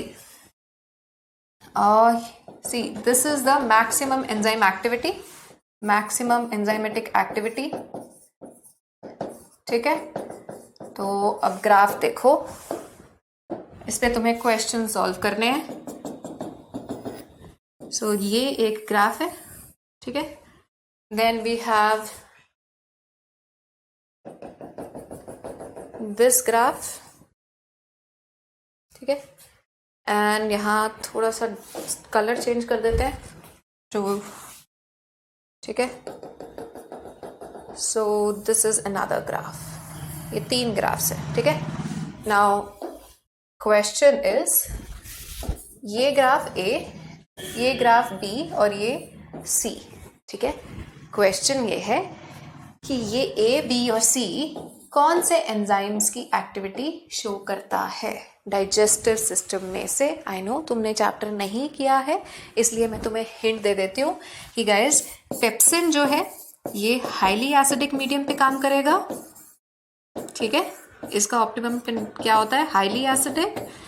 amylase, सिलिवरी amylase का होता है स्लाइटली एसिडिक, ठीक है। और कौन सा लें, चलो और ले लेते हैं ट्रिप्सिन। ये ट्रिप्सिन जो है ये पेंक्रियाटिक एंजाइम है and it works at slightly acid, slightly alkaline conditions, ठीक है जी। अब तुम्हें ये बताना है, ठीक है, अब तुम्हें ये बताना है कि इनमें से ए, बी और सी क्या डिनोट करता है। You have to answer it in the comment section. देखते हैं किसको ये बात समझ में आई है। अगर तुमने ये आंसर दे दिया ना तो तुम्हारे कॉन्सेप्ट्स बिल्कुल क्लियर हो रहे हैं। थोड़ा ट्रिकी लगेगा लेकिन इतना मुश्किल है नहीं, तो ज़रा पॉज करके इसको ध्यान से समझना, ठीक है। एक बार क्विक रिवीजन कर देते हैं कि जिस पीएच पे मैक्सिमम एक्टिविटी होगी वो ऑप्टिमम है। तो ये मैंने आपको ऑप्टिमम्स बताए हैं, ये ऑप्टिमम्स बताए हैं। दिस इज द ऑप्टिमम, ठीक है, अराउंड 6.8 एंड ये हमने लिया है optimum 7.4। You have to tell me कि इसमें से ए, बी और सी किस किस एंजाइम की एक्टिविटी शो करता है। डन, चलिए। So moving on to the third factor, that is substrate concentration. So guys let's understand, ठीक है, सबस्ट्रेट कॉन्सेंट्रेशन। अब सबस्ट्रेट कॉन्सेंट्रेशन के लिए ये ग्राफ दिया हुआ है आपकी एनसीईआरटी में, मैं थोड़ा बड़ा करके बनाऊंगी। उससे पहले जरा एक चीज समझो। मान लो ये मेरी टेस्ट ट्यूब है, ठीक है, जिसमें मैंने बहुत सारे एंजाइम्स लिए। ये हमारे मान लो कि एंजाइम यूनिट्स हैं, ठीक है। अब यहाँ पे सारे तो ड्रॉ नहीं हो पाएंगे, but imagine there are 100 such units. कितने हैं, 100 सच यूनिट्स, एंजाइम यूनिट्स, ठीक है। अब इसके अंदर गाइज मैंने अब सबस्ट्रेट डालना शुरू किया, मैंने सबस्ट्रेट मॉलिक्यूल्स डालने शुरू किए, ठीक है। क्या होगा, जैसे जैसे मैं सबस्ट्रेट डालती जाऊंगी इसके अंदर मेरा रेट ऑफ रिएक्शन इंक्रीज होता जाएगा, एंजाइम की वेलोसिटी, सॉरी रिएक्शन की वेलोसिटी इंक्रीज होती जाएगी, ठीक है। कैसे, सबस्ट्रेट डाला तो वो इसके साथ बाइंड हुआ, इसके साथ बाइंड हुआ, इसके साथ एंड इसके साथ, ठीक है। तो जैसे जैसे सबस्ट्रेट मॉलिक्यूल्स की यानी सबस्ट्रेट की कॉन्सेंट्रेशन बढ़ेगी वो इन एंजाइम्स के साथ बाइंड करेगा। जैसे जैसे बाइंड करेगा ये सबस्ट्रेट्स किस में कन्वर्ट हो रहे हैं, प्रोडक्ट्स में, यानी रिएक्शन का स्पीड, रिएक्शन का रेट इंक्रीज होता जा रहा है। Is that clear? चलो इसे जरा प्लॉट करते हैं। अभी बात कंप्लीट नहीं हुई है बट इतनी सी बात को पहले हम प्लॉट कर लेते हैं। सो दिस इज योर ग्राफ। इस साइड पे गाइस हमने लिया है एंजाइम की वेलोसिटी, ठीक है, वेलोसिटी ऑफ एंजाइम, और इस तरफ ले रही हूं मैं इस तरफ ले रही हूं substrate concentration, substrate concentration. Concentration को हम इस तरह से एक्सप्रेस करते हैं S in the square brackets, ठीक है। नाउ हमने क्या कहा कि जैसे जैसे हमारी सबस्ट्रेट कॉन्सेंट्रेशन इंक्रीज होती जाएगी हमारा एंजाइम की वेलोसिटी इंक्रीज होती जाएगी। Velocity of reaction, sorry not enzyme, velocity of reaction will go on increasing. Is that clear? ठीक है, नाउ सी, तो जैसे जैसे ये इंक्रीज होता जा रहा है हमारी वेलोसिटी इंक्रीज होती जा रही है, तो ग्राफ ऐसे बढ़ता जाएगा, है ना।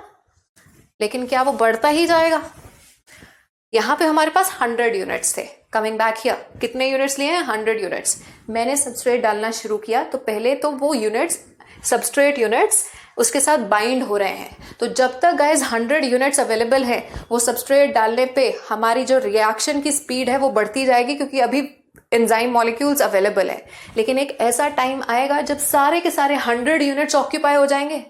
जब सारे के सारे हमारे एंजाइम यूनिट्स ऑक्यूपाई हो गए, अब तुम अगर और सबस्ट्रेट ऐड करोगे भी तो क्या हमारा रेट ऑफ रिएक्शन इंक्रीज होगा?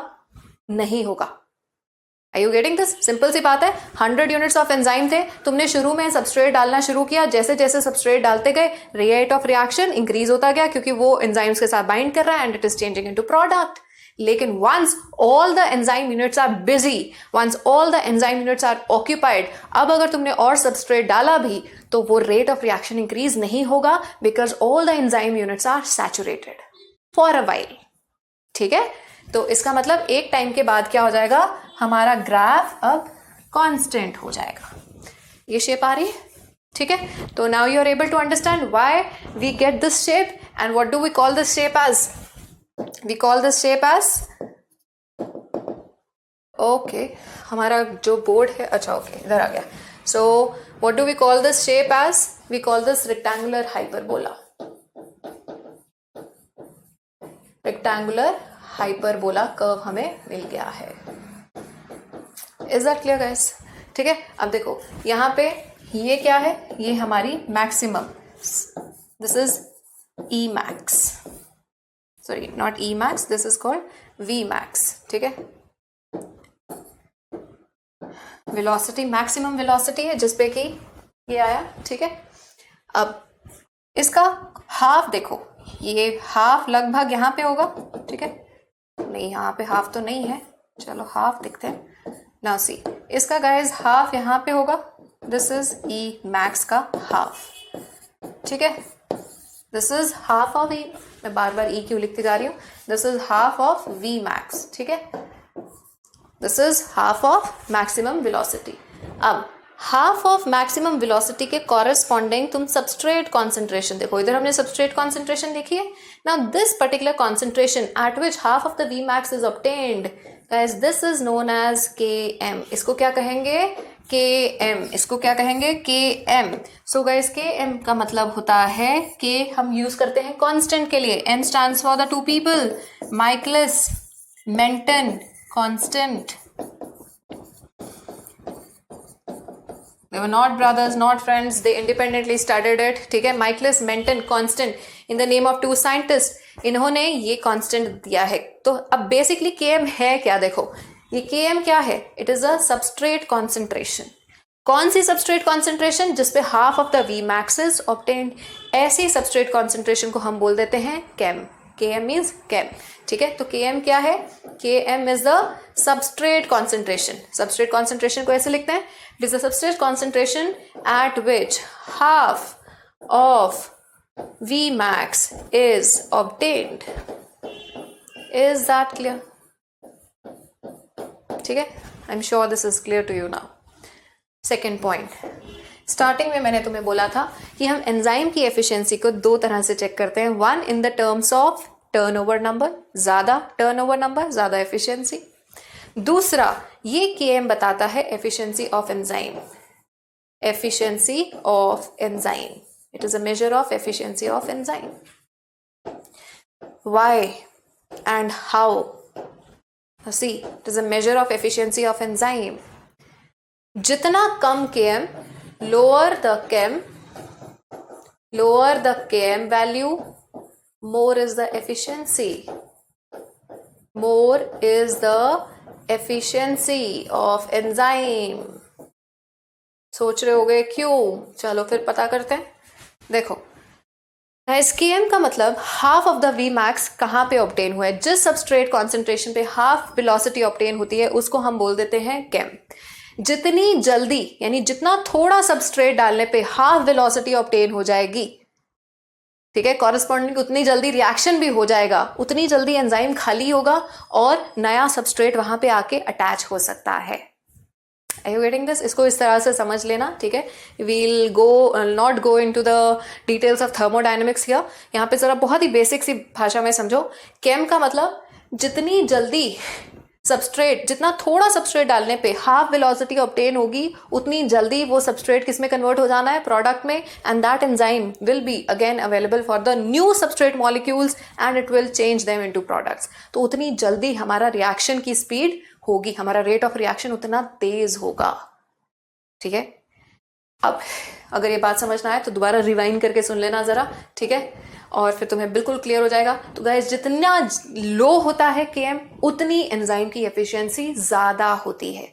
जितना थोड़ा सबस्ट्रेट डालोगे उतनी जल्दी थोड़ा सबस्ट्रेट डालने पे अगर वो जल्दी से हाफ वेलोसिटी ऑब्टेन करता है तो हाफ के बाद वो पूरी भी करेगा, यानी रिएक्शन कंप्लीट हो जाएगा उसका, तो उतनी जल्दी वो वहाँ से निकलेगा product and now new substrate can attach. इसलिए थोड़ा सबस्ट्रेट यानी lower value of Km shows the more efficiency of enzyme.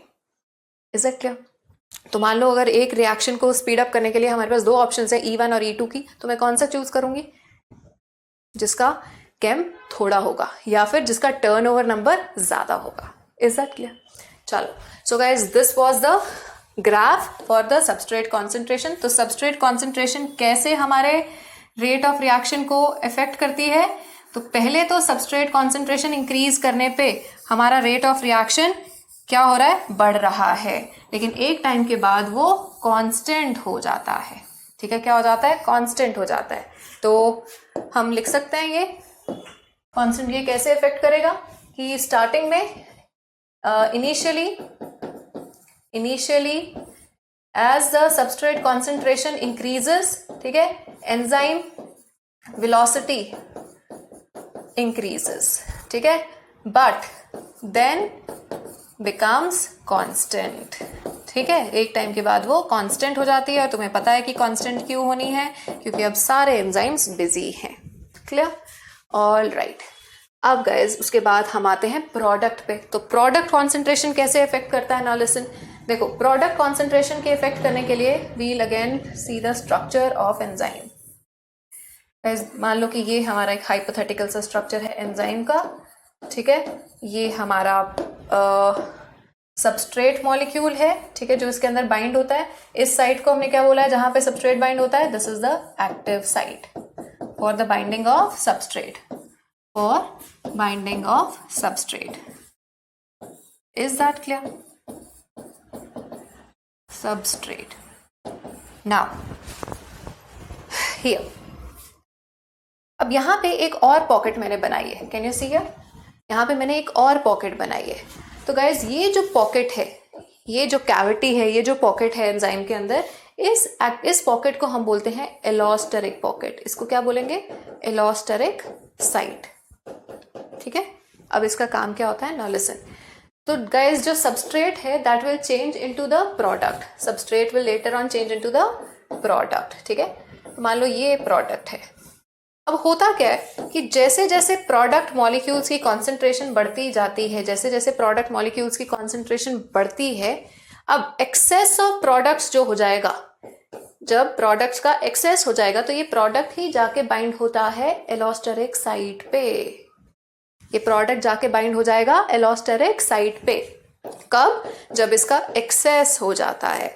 ठीक है, जब ये प्रोडक्ट एलोस्टेरिक साइट पे बाइंड हुआ तो गाइज हमारी जो एक्टिव साइट है इसकी शेप चेंज हो जाएगी। क्या हो जाएगी? इसकी शेप चेंज हो जाएगी, and now this substrate can not bind to it. बात समझ में आई है? तो ये प्रोडक्ट्स क्या कर रहे हैं? ये प्रोडक्ट्स बाइंड हो रहे हैं to the allosteric site. Products bind to, excess product binds to allosteric site, और उसके बाद they change the shape of active site. They change the shape of active site, और एक्टिव साइट की shape change होने की वजह से now substrate can not bind to it. Substrate can not bind, तो उसकी वजह से क्या होगा? Reaction stops. तो एक्सेस प्रोडक्ट जो होता है वो रिएक्शन को स्टॉप करता है। तो इसका मतलब जैसे जैसे हमारे प्रोडक्ट की कॉन्सेंट्रेशन बढ़ेगी, हमारा रेट ऑफ रिएक्शन क्या होगा? कम होगा, राइट? क्योंकि एक टाइम के बाद तो रिएक्शन रुक ही जाना है। Is that clear guys? अब इस प्रोडक्ट को हम क्या कह सकते हैं? जो इसकी शेप को चेंज कर रहा है, चेंज करने वाले को हम कहते हैं मॉड्यूलेटर। तो excess product will act as a modulator. Is that clear? ठीक है, तो ये फैक्टर्स हैं जो कि हमारे एंजाइम की एक्टिविटी को चेंज करते हैं, अफेक्ट करते हैं। इसके बाद लास्ट एक फैक्टर हम कर रहे हैं, दिस इज इनहिबिटर। तो गाइज इनहिबिटर वो चीज होती है जो कि रिएक्शन को रोकती है। ठीक है, it will stop the reaction, it will stop the reaction. अब रिएक्शन को रोकने के कई तरीके हैं। वन इज कॉम्पिटिटिव इनहिबिटर, अभी बात करते हैं।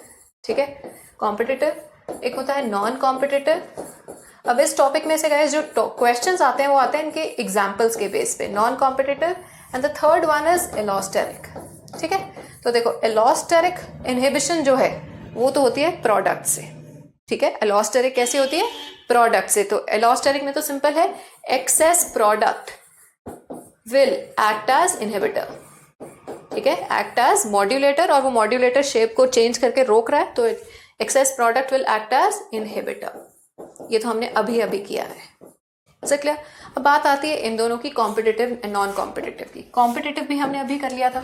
कॉम्पिटिटिव मैंने तब कराया जब मैंने कहा कि एक दूसरा मॉलिक्यूल है जो सबस्ट्रेट जैसा है। ठीक है, ताला और चाबी, लॉक एंड की वाली अभी बात की थी कि दोनों की शेप सिमिलर होनी चाहिए, पर अगर शेप सब कुछ है तो कोई और मॉलिक्यूल जिसकी शेप मैच करती है वो भी बाइंड कर सकता है। तो ऐसा मॉलिक्यूल जिसकी शेप सबस्ट्रेट जैसी है, एक्टिव साइट जैसी है, एंड वो सबस्ट्रेट के साथ कंपीट करता है फॉर द एक्टिव साइट और ज्यादा कॉम्पिटेंट होता है, सबस्ट्रेट के साथ बाइंड, सबस्ट्रेट को बाइंड नहीं होने देगा, खुद एक्टिव साइट पे बाइंड हो जाएगा, उस इनहिबिटर को क्या कहेंगे? Competitive inhibitor. कुछ ऐसे।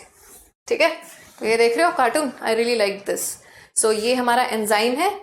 ठीक है, दिस इज एंजाइम। ठीक है, ये इसकी एक्टिव साइट थी, ये इसका सबस्ट्रेट था, लेकिन ये देखो ये भाई साहब आके यहाँ पे बैठ गए हैं, तो ये उसको क्या बोल रहा है? दैट्स माई एंजाइम, है ना?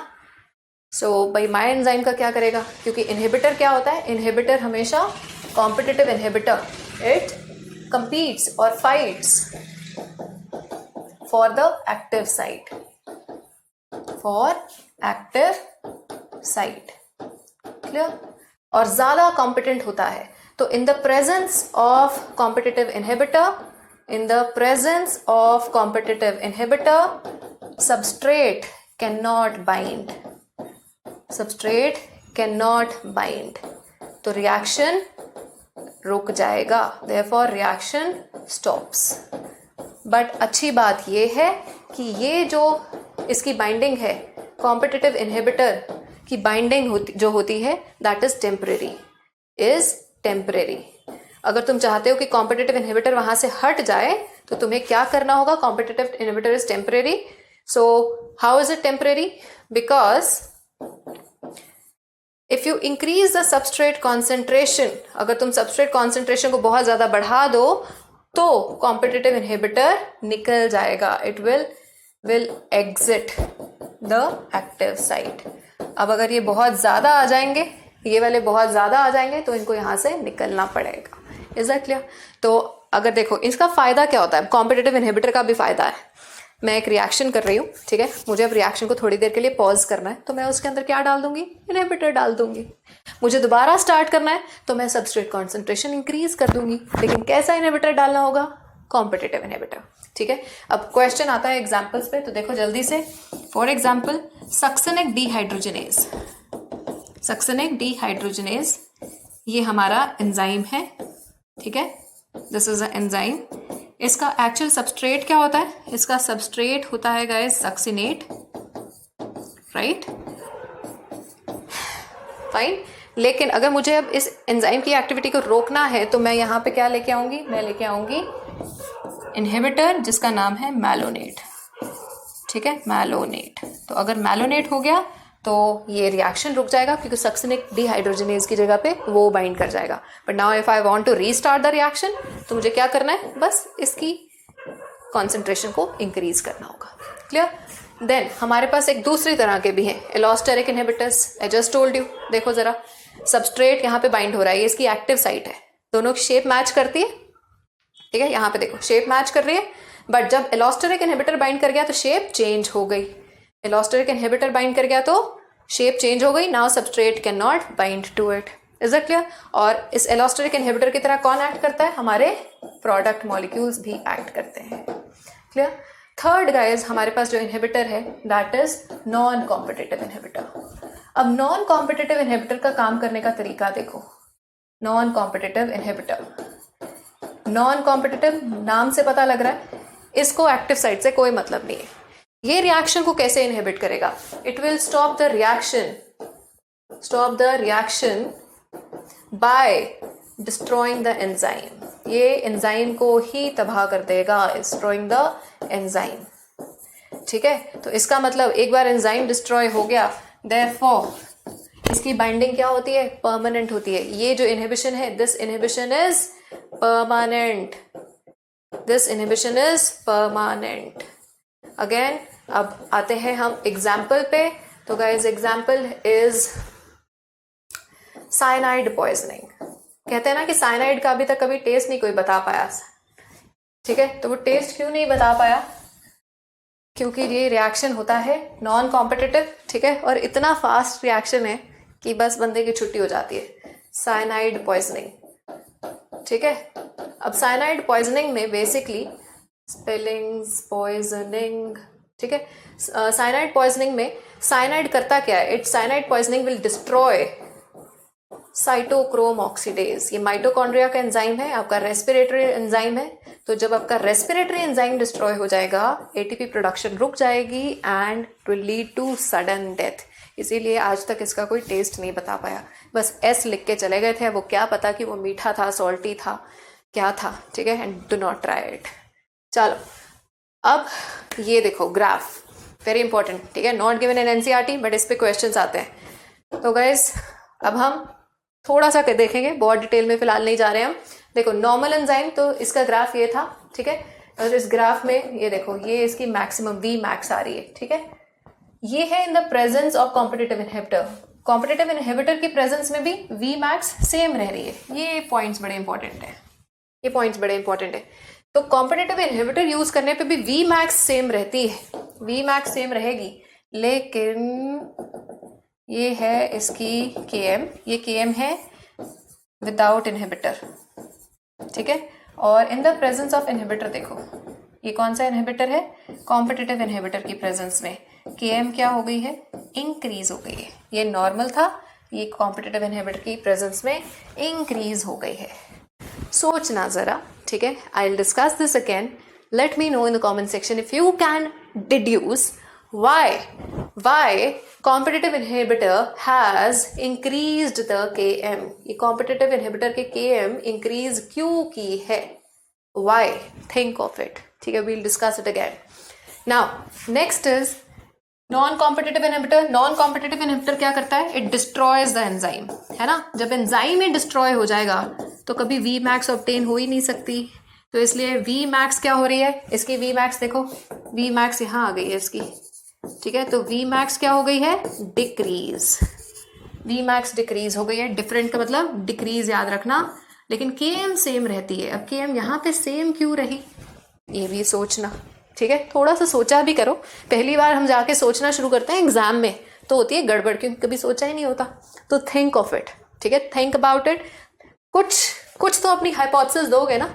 तो एनीवेज बस सोचना। ठीक है, बाकी हम इकट्ठे सोचेंगे क्लास में भी। Anyways so guys finally we'll see the classification of enzymes. अब एंजाइम्स को उनके काम के हिसाब से, ठीक है, कि वो क्या कैटालाइज कर रहे हैं, किस रिएक्शन को कैटालाइज करते हैं, we can classify it into 6 classes. ठीक है, और इन क्लासेस को ऑर्डर में याद रखना है। ऑर्डर में याद रखने के लिए हमारे पास निमोनिक है OTH लिल। ये हॉट लिल बन सकता था बट हमें ऑर्डर भी याद रखना है। So it will be OTH लिल। ठीक है, तो वो लिल हॉट नहीं हो पाई, चलो कोई बात नहीं।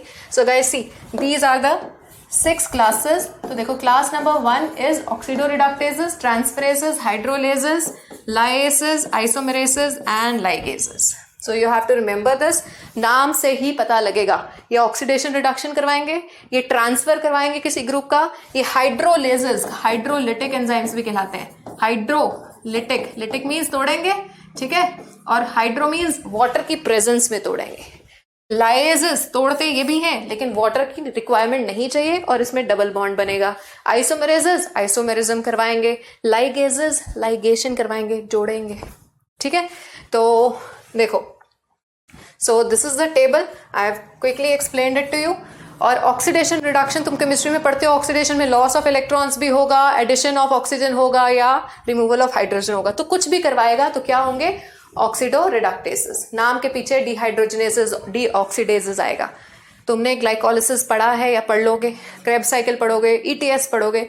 अब ये टॉपिक के बाद you will classify all those enzymes in the categories. अब तुम्हें दिमाग में वो बेल बजनी चाहिए कि हाँ ये कैटेगरी क्या है। तो जब कैटेगरी पता लग रही है तो तुम्हें पता लगेगा कि भाई वहां पे हो क्या रहा है।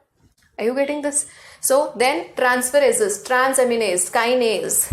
Guys, kinases की खासियत है कि ये हमेशा फॉस्फेट ग्रुप का ट्रांसफर करवाते हैं, फॉस्फेट ट्रांसफर, और एटीपी की प्रोडक्शन करवाते हैं। ऐसे होते हैं काइनेजेस। हाइड्रोलेजेस देखो डाइजेशन में हेल्प करेंगे, एस्टरेजेस, ठीक है।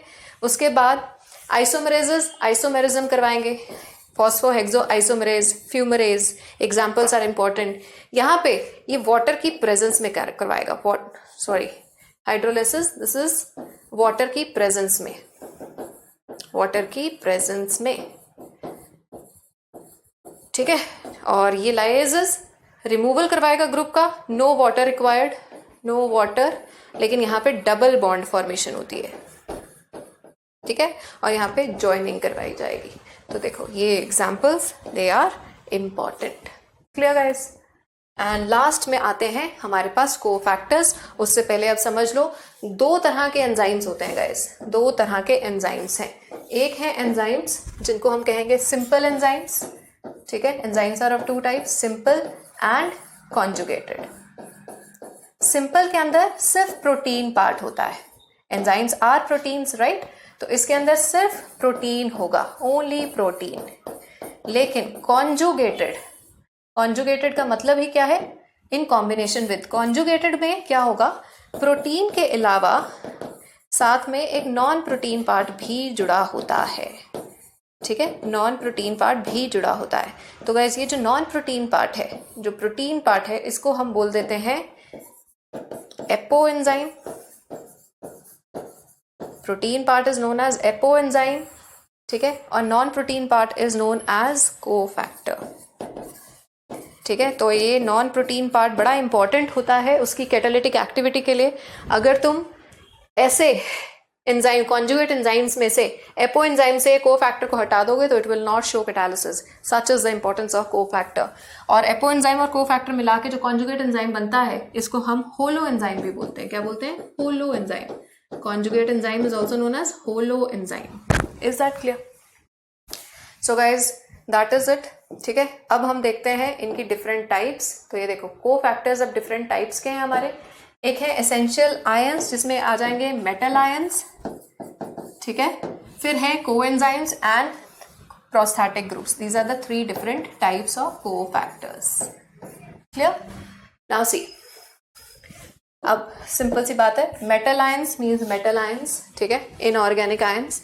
कोएंजाइम्स और प्रोस्थेटिक ग्रुप्स जो होते हैं ये दोनों ही गाइस ऑर्गेनिक मॉलिक्यूल्स हैं, ऑर्गेनिक हैं, ठीक है, ऑर्गेनिक कंपाउंड्स हैं। फर्क इतना है, ये दोनों ऑर्गेनिक है, फर्क इतना है कि प्रोस्थेटिक टाइटली बाउंड होता है और ये लूजली बाउंड होता है। ये इजिली रिमूव हो जाता है, ये इजिली रिमूव नहीं होता। बहुत इंपॉर्टेंट चीज, ठीक है। इनकी डेफिनेशंस आएंगी, इनकी एग्जांपल्स आएंगी।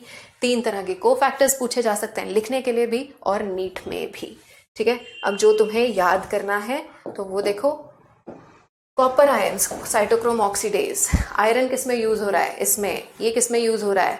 अब इतनी सारी लिस्ट तो तुम्हें एक साथ याद होगी नहीं, ठीक है। कुछ कुछ याद कर लेना, जैसे कि आपकी एनसीईआरटी में जो एग्जांपल दे रखी है, कार्बोक्सी पेप्टाइडेज, किसके लिए, इसकी रिक्वायरमेंट के लिए क्या चाहिए, इसकी फंक्शनिंग के लिए जिंक चाहिए। तो इसका मतलब अगर तुमने, ये प्रोटीन डाइजेस्टिंग एंजाइम होता है, अगर तुमने जिंक नहीं खाया तो तुम्हारे प्रोटीन भी डाइजेस्ट नहीं होंगे, इसलिए मिनरल्स खाने जरूरी हैं। Zinc is also required for carbonic anhydrase. तो तुमने जिंक नहीं खाया तो तुम्हारा कार्बन डाइऑक्साइड भी ढंग से ट्रांसपोर्ट नहीं होगा। Is that clear? ये देखो डाई नाइट्रोजनेस, ये नाइट्रोजन फिक्सेशन में यूज होता है। वहां पे मॉलीबेडनम का इंपॉर्टेंस पढ़ते हो तुम, ये देखो मॉलीबेडनम इज रिक्वायर्ड फॉर इट, ठीक है। देन हेक्सोकाइनेज, हेक्सोकाइनेज क्या करता है गाइस? हेक्सोकाइनेज क्या करता है? ग्लाइकोलिसिस का पहला reaction, right, glucose changing into glucose 6 phosphate, यही करता है। तो इसका मतलब अगर तुमने मैग्नीशियम नहीं खाया तो तुम्हारे अंदर एटीपी प्रोडक्शन नहीं होगी, बिकॉज ये glycolysis is the first step for ATP production. ना होगी ग्लाइकोलिसिस, ना होगी क्रेब्स साइकिल, तो ये पहला रिएक्शन ही रुक जाएगा, तो एटीपी प्रोडक्शन नहीं होगी। इसलिए गाइस मैग्नीशियम डेफिशिएंसी से तुम्हें फटीग रह सकता है। और ये ऐसी चीजें हैं जो कि जल्दी डायग्नोज भी नहीं होती। खा तो रहे हैं लेकिन बड़ी प्रॉब्लम आ रही है। क्या खा रहे हैं? जंक फूड खा रहे हैं, उसमें मैग्नीशियम तो है नहीं, बट नमक में मैग्नीशियम होता है, ठीक है, बट तो सफिशिएंट अमाउंट का लेना चाहिए। ये भी नहीं कि हम नमक ही खाना शुरू कर दो, और भी बहुत सारी चीज़ें हैं which are the sources of magnesium, but it is important because magnesium deficiency can easily lead to energy deficiency, because energy deficiency glycolysis के लिए, हेक्सोकाइनेज की एक्टिविटी के लिए वी नीड मैग्नीशियम। क्लियर? ये देखो ग्लूकोज 6 फॉस्फेटेज, पायरुवेट काइनेज, ये सारे energy production में पार्टिसिपेट कर रहे हैं। आपको आयरन खाना भी जरूरी है, कॉपर भी, and so on. Is that clear? So guys, these are the metal ions, and now we have two types of organic cofactors. One is prosthetic group and coenzyme. Prosthetic group जो है tightly bound होता है, इसमें examples आएंगी फ्लेविन्स की, हीम्स and biotin, ठीक है, और इसमें examples आती हैं NAD positive। तो हीम जो इसमें present है, that is the prosthetic group. Done? और guys, niacin is vitamin B3, ठीक है, विटामिन B3 को बोलते हैं नियासिन। विटामिन B3 जो आप विटामिन्स खाते हो, अब उनकी इंपॉर्टेंस कहाँ है? एनर्जी तो नहीं बनाते विटामिन्स, खाते रहो विटामिन के कैप्सूल, एनर्जी नहीं बनेगी, लेकिन एनर्जी प्रोडक्शन में हेल्प करेंगे और बहुत सारी एक्टिविटीज को रेगुलेट करेंगे। दे एक्ट एज को एंजाइम्स, बहुत सारे एंजाइम्स के लिए दे एक्ट एज को एंजाइम्स। ये नहीं एंजाइम्स हों, सॉरी ये विटामिन्स नहीं होंगे तो एंजाइमेटिक एक्टिविटी रुक जाएगी। For example this, see niacin ये ऑक्सीडेशन रिडक्शन करवा रहा है, nicotinamide D adenine D dinucleotide, riboflavin भी है, ये भी करवा रहा है। पेंटोथेनिक एसिड जो है विटामिन B5 होता है, ये विटामिन B12, ठीक है, ये vitamin B1, they are acting in different ways. आपको सारे याद नहीं करने, ये एग्जाम्पल सबसे पहले याद करोगे क्योंकि it is given in NCERT। So guys with this we complete the chapter of enzymes. कुछ चीज़ें आज मैंने सोचने के लिए दी हैं, प्लीज़ सोचना, और जो आंसर्स हो सकें please do write it in the comment section, ठीक है। That's how we interact on everyday basis.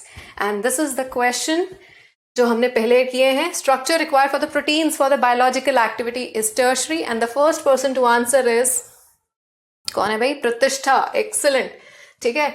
So guys speed also matters, ठीक है। आई नो कि तुम लोग घपले कर रहे हो, तुम पहले ये आंसर्स मार्क करते हो, आंसर्स देते हो और फिर लेक्चर अटेंड करते हो।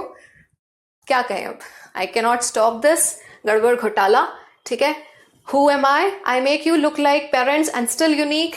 I was discovered in the pus cells, that is DNA, and the answer was first given by Biswajit. And who am I? में most abundant carbohydrate in the living world, that is none other but cellulose.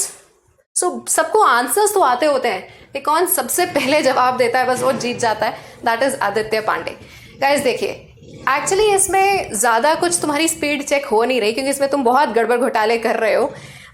It is just a way to interact, right? It is just a way to call out names of the students and make you feel that this is your very own platform, right? So where we interact daily. So ये मेरे साथ तुम्हारी interaction हमेशा चलती रहेगी और एक दिन हम करेंगे लाइव सेशन, ठीक है।